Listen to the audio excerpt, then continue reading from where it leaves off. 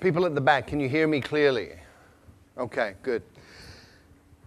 Have you ever held a question in mind for so long that it becomes part of how you think? Maybe even part of who you are as a person? Well, I've had a question in my mind for many, many years, and that is, how can you speed up learning? Now, this is an interesting question because if you speed up learning, you can spend less time at school. And if you learn really fast, you probably wouldn't have to go to school at all. Now, when I was young, school was sort of okay, but I found quite often that school got in the way of learning. So I had this question in mind, how do you learn faster? And this began when I was very, very young. When I was 11 years old, I wrote a letter to researchers in the Soviet Union asking about hypnopedia. This is sleep learning, where you get a tape recorder, you put it beside your bed, and it turns on in the middle of the night when you're sleeping, and you're supposed to be learning from this. Good idea. Unfortunately, it doesn't work. But hypnopedia did open the doors to research in other areas, and we've had incredible discoveries about learning that began with that first question. I went on from there to become passionate about psychology, and I have been involved in psychology in many different ways for the rest of my life up until this point. In 1981, I took myself to China, and I decided that I was going to be native level in Chinese inside 2 years. Now, you need to understand that in 1981, everybody thought Chinese was really, really difficult and that a Westerner could study for 10 years or more and never really get very good at it. And I also went in with a different idea, which was taking all of the conclusions from psychological research up to that point and applying them to the learning process. What was really cool was that in 6 months I was fluent in Mandarin Chinese, and it took a little bit longer to get up to native. But I looked around and I saw all of these people from different countries struggling terribly with Chinese. I saw Chinese people struggling terribly to learn English and other languages. And so my question got refined down to, how can you help a normal adult learn a new language quickly, easily, and effectively? Now, this is a really, really important question in today's world. We have massive challenges with environment. We have massive challenges with social dislocation, with wars, all sorts of things going on. And if we can't communicate, we're really going to have difficulty solving these problems. So we need to be able to speak each other's languages. This is really, really important.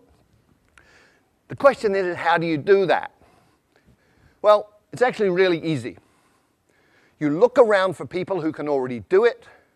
You look for situations where it's already working, and then you identify the principles and apply them. It's called modeling, and I've been looking at language learning and modeling language learning for about 15 to 20 years now. And my conclusion, my observation from this is that any adult can learn a second language to fluency inside 6 months.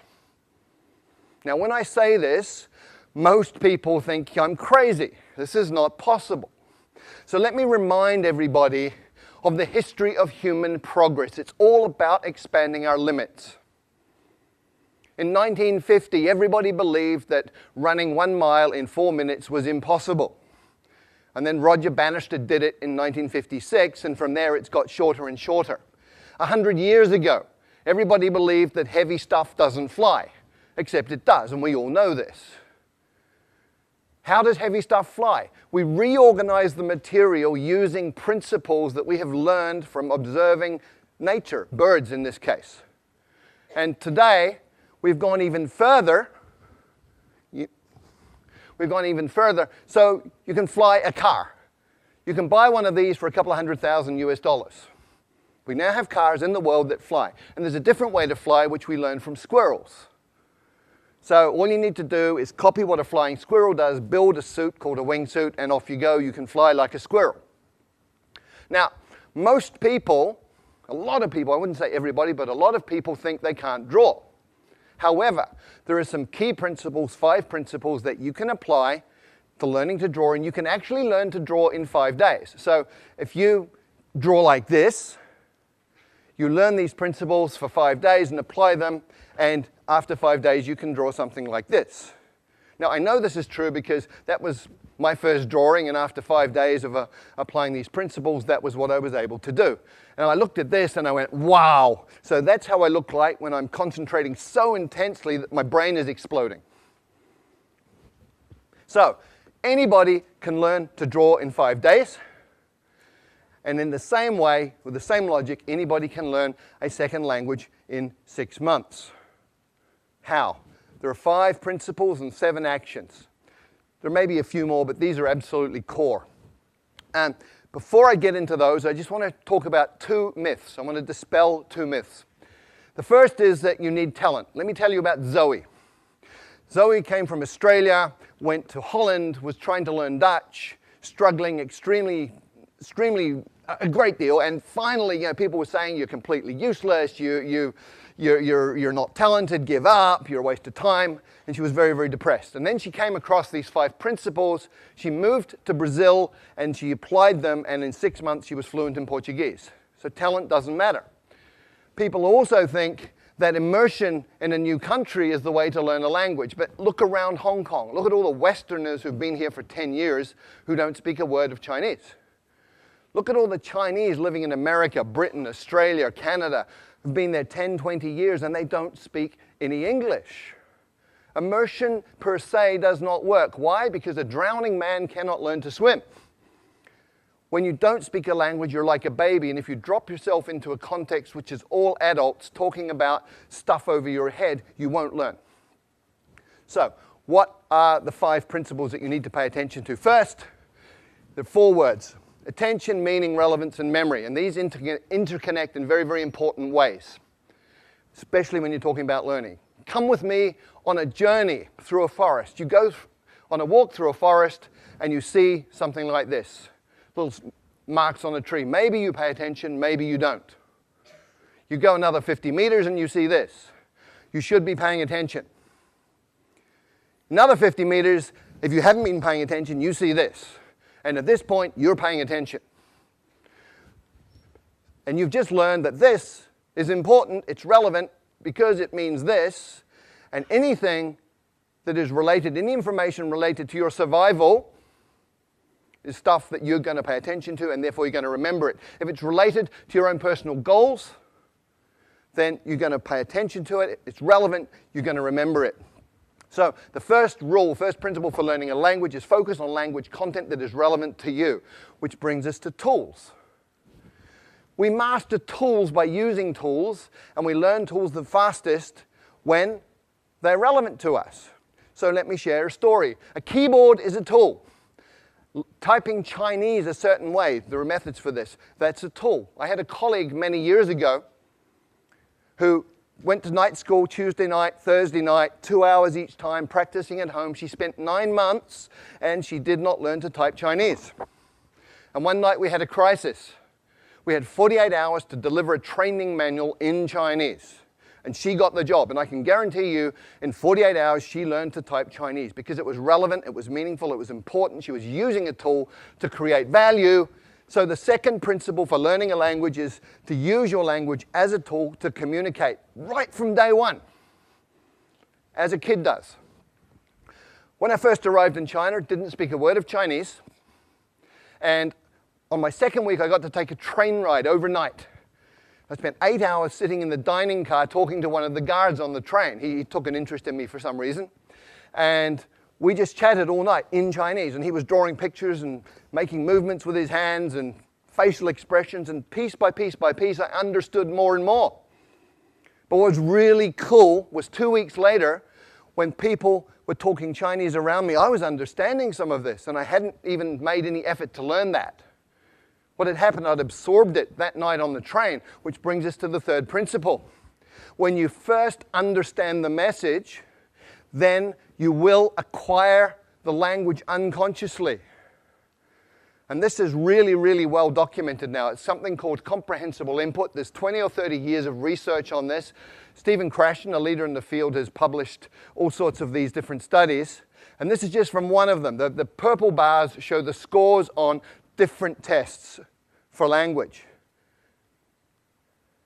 The green and the purple people were people who had learned by grammar and formal study. The green ones are the ones who learn by comprehensible input. So comprehension works. Comprehension is key. And language learning is not about accumulating lots of knowledge. In many, many ways, it's about physiological training. A woman I know from Taiwan did great in English at school. She got A grades all the way through, went through college, A grades, went to the US, and found she couldn't understand what people were saying. And people started asking her, "Are you deaf?" And she was English deaf. Because we have filters in our brain that filter in the sounds that we are familiar with, and they filter out the sounds of languages that we're not.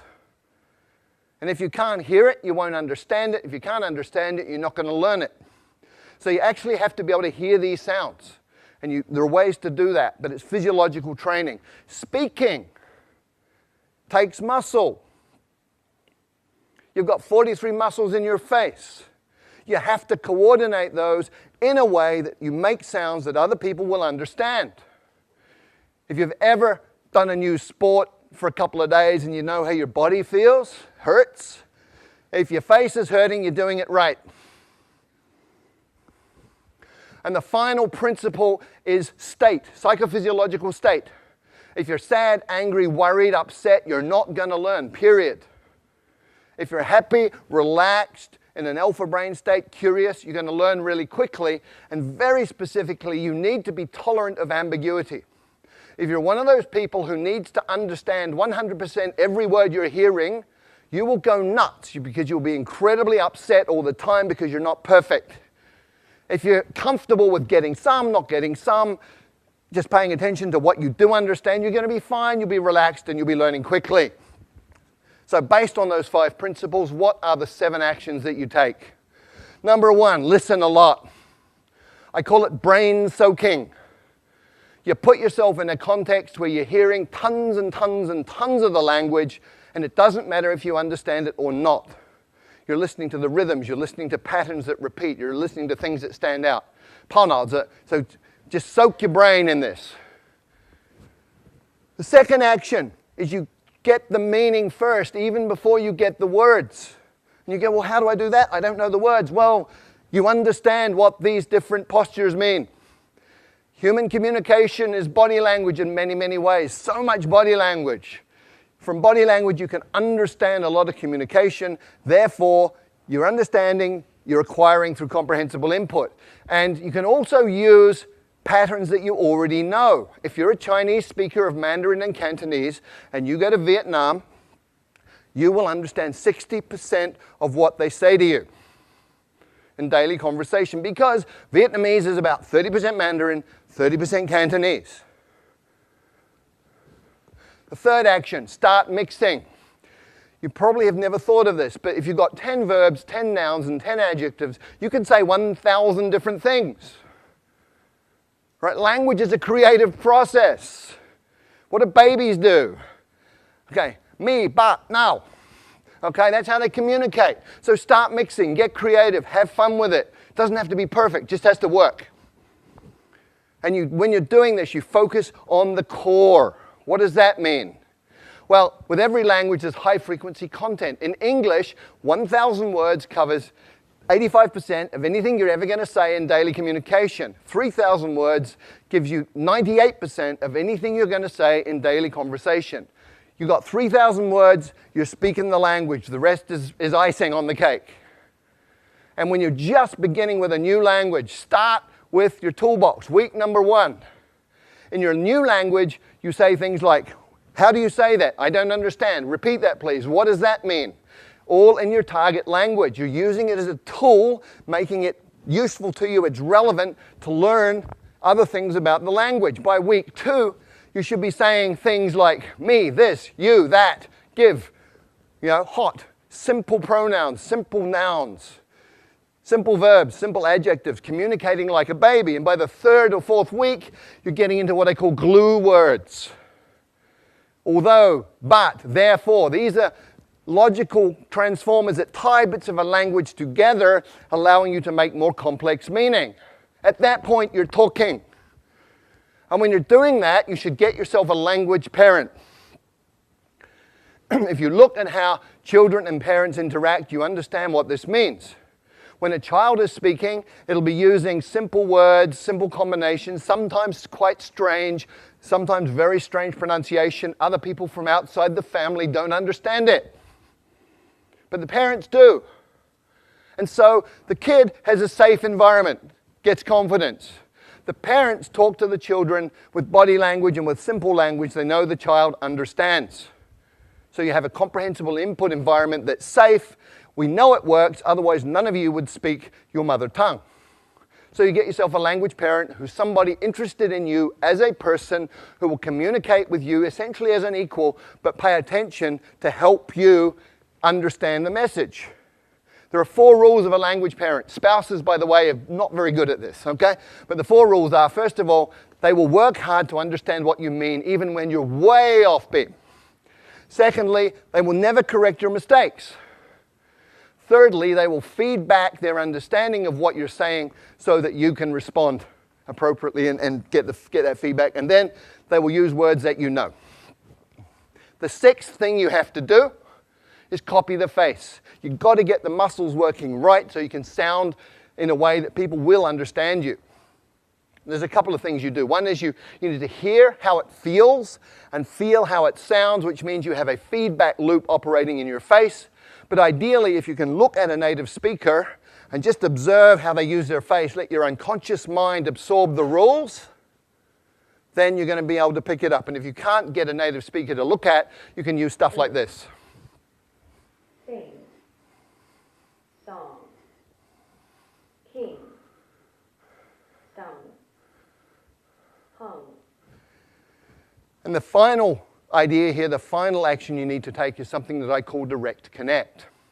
What does this mean? Well, most people learning a second language sort of take the mother tongue words and the target words and go over them again and again in their mind to try and remember them. Really inefficient. What you need to do is realize that everything you know is an image inside your mind, it's feelings. If you talk about fire, you can smell the smoke, you can hear the crackling, you can see the flames. So what you do is you go into that imagery and all of that memory and you come out with another pathway. So I call it same box, different path. You come out that pathway and you build it over time. You become more and more skilled and just connecting the new sounds to those images that you already have and to that internal representation. And over time, you even become naturally good at that process that becomes unconscious. So there are 5 principles that you need to work with, 7 actions. If you do any of them, you're going to improve. And remember, these are things under your control as the learner. Do them all. You're going to be fluent in a second language in 6 months. Thank you.